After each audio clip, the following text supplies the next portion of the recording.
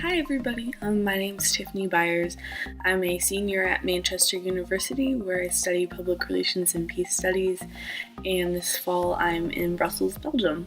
And just to follow up a little bit what I talked about in my first video, the process to go abroad, and I discussed my internship, which is going really well.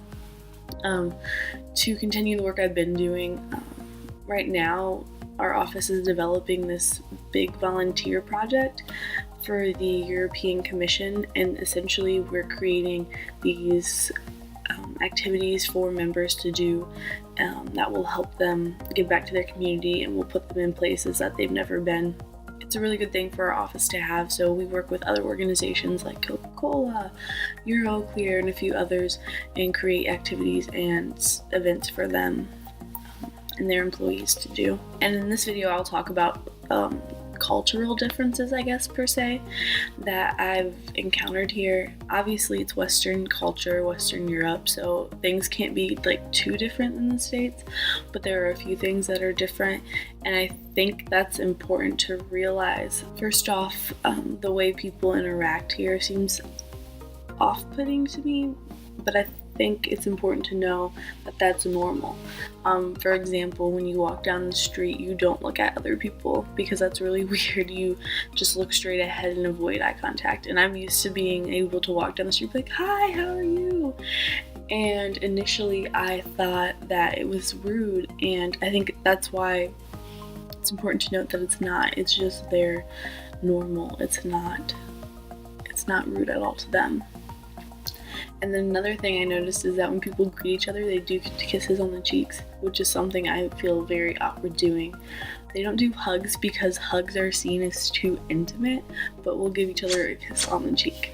I still really don't do that. A few of my Belgian friends do that to me, and I'm just like, I don't know. But I've tried to, be a little bit more involved. Another thing is the way people get around.